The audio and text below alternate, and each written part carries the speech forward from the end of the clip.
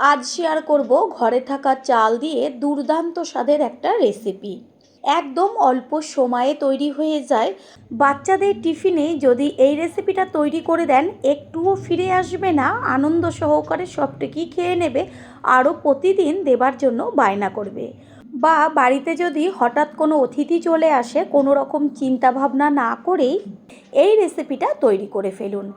একদম অল্প সময়ে সহজ সরল একটা রেসিপি, খাবার পরে আপনার প্রশংসা করবেই। নমস্কার বন্ধুরা, শ্বশুর বৌমা রান্নাঘর অ্যান্ড ব্লগ চ্যানেলে সকলকে স্বাগত। তাহলে কিভাবে তৈরি করব সেটাই দেখে নেওয়া যাক। সবার প্রথমে এইখানে নিয়েছি মাঝারি সাইজের যে বাটি, সেই বাটির 1 বাটি পরিমাণ চাল। যে কোনো চাল দিয়েই রেসিপিটা তৈরি করতে পারেন।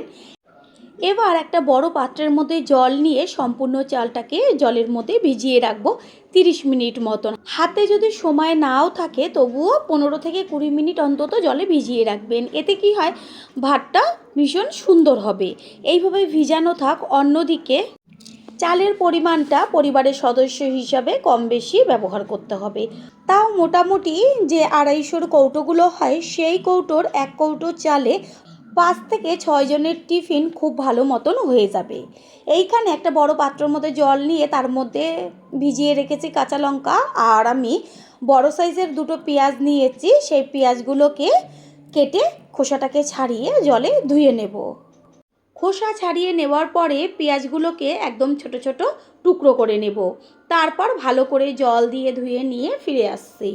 নিয়েছি একটা বড় সাইজের টমেটো।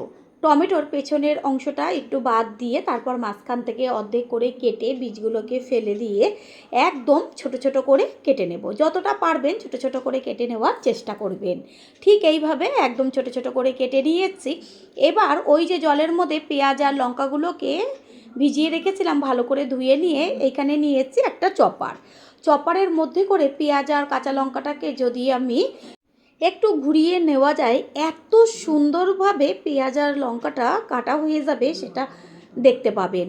একদম অল্প সময় লাগে, বেশি সময় লাগে না। আর যদি ছুরির সাহায্যে কেটে নেন, তাহলে যতটা পারবেন একদম ছোট ছোট করে কাটার চেষ্টা করবেন। যত ছোট ছোট করে কাটবেন ততই কিন্তু খেতে ভালো লাগবে। হাতের কাছে যদি চপার থাকে তাহলে অবশ্যই চপারের সাহায্যে কেটে নেবেন। দেখবেন কত সুন্দর মিহিভাবে কাটা হয়ে যায়। গ্যাসের ওভেনে কড়াই বসিয়ে কড়াইটা গরম হওয়ার পরে দিয়ে দিচ্ছি সাদা তেল। চাল তো 30 মিনিট মতন জলে ভিজিয়ে রেখেছিলাম। এরপর 6 থেকে 7 বার জল পাল্টে পাল্টে চালটাকে ভালো করে জল দিয়ে ধুয়ে ঝরিয়ে রেখেছি। এবার কড়াইয়ের মধ্যে ওই যে গরম তেল, তার মধ্যে চালটাকে দিয়ে দিয়েছি। চালটা দেওয়ার পরে গ্যাসের ফ্লেম হাই টু মিডিয়াম রেখে ভালো করে ভেজে নিতে হবে। চাল ধুয়ে নেওয়ার পরে যদি হাতের কাছে বড় ছেঁকনি থাকে তার মধ্যে চালটাকে ঢেলে দেবেন। আর যদি ছেঁকনি নাও থাকে তাও কোনো সমস্যা নেই, যতটা পারবেন যেন জল না থাকে সেইভাবেই চেষ্টা করবেন। সামান্য জল যদি থেকেও থাকে তাহলে এই যে ভাজা হবে সমস্ত জলটা টেনে যাবে। তখন দেখবেন তেলের মধ্যে চালটা খুব সুন্দরভাবে ভাজা হচ্ছে। চালটা ভালো মতন ভাজা হয়ে গেছে। এবার এর মধ্যে দিয়ে দেব জল। আর এই রেসিপিতে জলের পরিমাপটা কিন্তু ঠিকঠাক রাখতে হবে। আমি যেই বাটি করে চালটা দিয়েছি ঠিক সেই বাটিরই 1.5 বাটি পরিমাণ জল দেব। যদি আপনারা কাপ মেপে চালটা দেন তাহলে ওই কাপেরই 1 কাপ যদি চাল দেওয়া হয় তাহলে 1.5 কাপ জল, বা 2 কাপ যদি চাল দেওয়া হয় 3 কাপ জল দিতে হবে। ঠিক এরকম পরিমাপটা রাখতে হবে, তাহলে দেখবেন একদম ভাত ঝরঝরে হয়ে যাবে। জল দেওয়ার সাথে সাথে গ্যাসের ফ্লেম হাই করে তারপরে দিয়ে দেব পরিমাণ মতন লবণ। লবণটা ঠিক এই সময়ই ব্যবহার করতে হবে। তাতে কি হবে, জলটা ফোটার সাথে সাথে চালের মধ্যে লবণটা টেনে যাবে।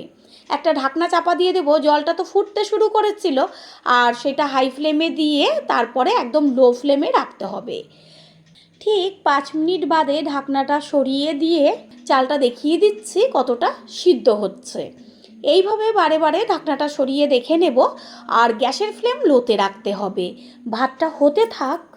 অন্যদিকে আমি নিয়েছি 2টো ডিম। ডিমটা কম বেশি আপনারা ব্যবহার অবশ্যই করতে পারেন। আমি 2টো ডিম নিয়েছি, আর ডিম দুটোকে এবার একটা পাত্রের মধ্যে ভেঙে নেব।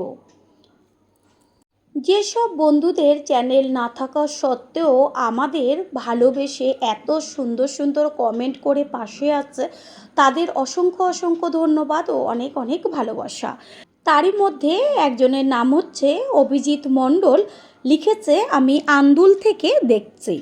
অভিজিৎ দাদা ভাই, আপনাকে ও আপনার পরিবারের সকলকে অসংখ্য অসংখ্য ধন্যবাদ ও অনেক অনেক ভালোবাসা আমাদের পাশে এইভাবে থাকার জন্য। সব সময় পাশে থাকবেন। ডিম দুটোকে ঠিক এইভাবে একটু সময় নিয়ে ফেটিয়ে নিতে হবে। যত ভালো ফেটানো হবে ততই ভালো হবে। ডিম ভালো করে ফেটিয়ে নিয়েছি। এবার ডিমের মধ্যে দিয়ে দেব ওই যে কাঁচা লঙ্কা আর পেঁয়াজটা আমি কুচি করে নিয়েছিলাম, সেই সমস্ত কুচিটুকি এর মধ্যে দিয়ে দেব। ঝালটা যে যেমন খাবেন সেই অনুযায়ী অবশ্যই দেবেন। পুরনো বন্ধুদের সবসময় আমাদের পাশে এইভাবে ভালোবেসে থেকে এগিয়ে নিয়ে যাবার জন্য অনেক অনেক ভালোবাসা। এরপর এর মধ্যে দিয়ে দেব ওই যে একদম ছোট্ট ছোট্ট করে কেটে নিয়েছি টমেটো, সেই টমেটোর টুকরোগুলোকে। তারপর দিয়ে দেব পরিমাণ মতন লবণ। এইখানে আমি হাফ চা চামচ পরিমাণ লবণ ব্যবহার করেছি। তারপর দিয়ে দেব হাফ চা চামচ পরিমাণ হলুদ গুঁড়ো, দেব 1 চা চামচ পরিমাণ গোলমরিচের গুঁড়ো।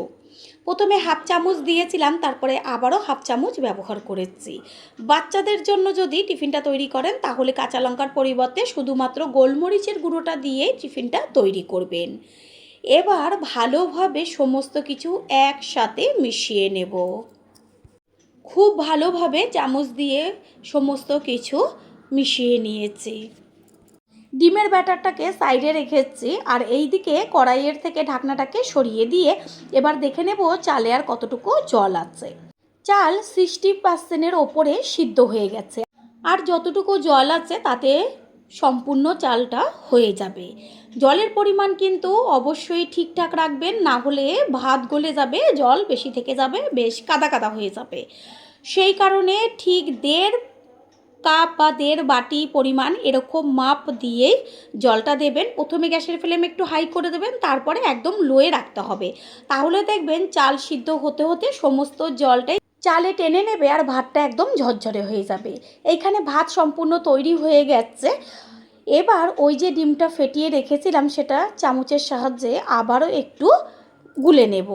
তারপর আস্তে করে ভাতের যে মাঝখানে কড়াইয়ের সেইখানে দিয়ে দেব ছড়িয়ে। দেওয়ার সাথে সাথে খুন্তি দিয়ে ভালোভাবে সমস্ত ব্যাটারটাকে ডিমের ভাতের সাথে মিশিয়ে দিতে হবে। আপনারা ভাবতে পারছেন না যে এই টিফিন রেসিপিটা কতটা টেস্টি হয় খেতে। ঠিক এইভাবে খুন্তি দিয়ে সম্পূর্ণ ভাতের সাথে মিশিয়ে নেব। আর সাথে সাথেই দেখবেন এই যে গরম ভাপটা বেরোচ্ছে, ডিমগুলো বেশ ভুজিয়ার মতন হয়ে যাবে। সুন্দরভাবে ভাতের সাথে ডিমটা মিশিয়ে নেওয়ার পরে একটা ঢাকনা চাপা দিয়ে দেব। গ্যাসের ফ্লেম লোতেই থাকবে। প্রথমবার যারা আমাদের চ্যানেল ভিজিট করছেন তাদের আন্তরিক শুভেচ্ছা ও অনেক অনেক ভালোবাসা। আমাদের রেসিপিগুলো যদি ভালো লেগে থাকে সাবস্ক্রাইব করে দেওয়ার অনুরোধ রইল ও পাশে থাকা বেল আইকনে ক্লিক করলে পরবর্তী ভিডিওগুলো সবার আগে আপনাদের কাছে পৌঁছে যাবে।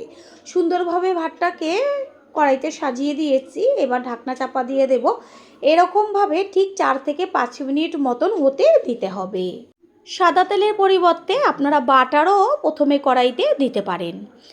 4 থেকে 5 মিনিট বাদে কড়াইয়ের ঢাকনাটাকে সরিয়ে দিয়ে এবার সম্পূর্ণ ভাতটা ওপর নিচ করে মিশিয়ে নেব।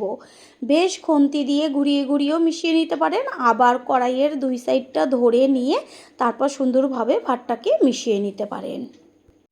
টিফিনটা খুব সুন্দরভাবে তৈরি হয়ে গেছে। টেস্টটা আরও টেস্টি হওয়ার জন্য দিয়ে দিচ্ছি 1 চা চামচ পরিমাণ গরম মশলার গুঁড়ো। গরম মশলার গুঁড়োটা দিয়ে খুন্তি দিয়ে ভালোভাবে ভাতটা সম্পূর্ণ মিশিয়ে নেব। বন্ধুরা, আপনারা যে যেইখান থেকে ভিডিওটি দেখছেন অবশ্যই কমেন্টের মাধ্যমে জানাবেন। আপনাদের ধন্যবাদ জানাতে পারলে সত্যিই আমরা ভীষণ ভীষণ আনন্দিত হব। সমস্ত কিছুর ব্যালেন্সটা ঠিক রাখার জন্য দিয়ে দিচ্ছি ছোটো চামচের 1 চা চামচ পরিমাণ চিনি। চিনিটাকে মিশিয়ে নিয়ে 2 থেকে 3 মিনিট মতন আর রান্না করে নেব। গ্যাস অফ করে দিয়েছি। এবার সবশেষে দিয়ে দেব 2 চা চামচ পরিমাণ গাওয়া ঘি। অবশ্যই সবশেষে এই গরম মশলা আর ঘিটা দেবেন। তারপর খেয়ে কমেন্ট করে জানিয়ে যাবেন অবশ্যই যে রেসিপিটা কতটা টেস্টি হয়েছিল। আমি বারবার রিকোয়েস্ট করব, একবারের জন্য হলেও তৈরি করবেন। ঘিটাকে মিশিয়ে নিয়ে কিছুক্ষণের জন্য ঢাকনাটা চাপা দিয়ে দেব। কিছুক্ষণ বাদে ফিরে এসে কড়াইয়ের ঢাকনাটাকে সরিয়ে দিয়ে সম্পূর্ণ লুকটা দেখিয়ে দিচ্ছি। এই ঢাকনা খোলার সাথে সাথে চারদিকটা গন্ধে ম ম করবে। এবার একটা পাত্রে তুলে নেব। আশা করি রেসিপিটি ভালো লাগলো। আর যদি ভালো লেগে থাকে একটা লাইক, কমেন্টস, পারলে একটা শেয়ার করে অবশ্যই জানাবেন। আপনাদের করা একটা লাইক ও লাইকের পাশে থাকা হাইপ আর একটা শেয়ার আমাদের কাছে অনেক অনেক গুরুত্বপূর্ণ। All friend, thanks for watching my video. আপনারা সকলে ভালো থাকবেন, সুস্থ থাকবেন। আবারও দেখা হবে অন্য কোনো রেসিপির এপিসোডে।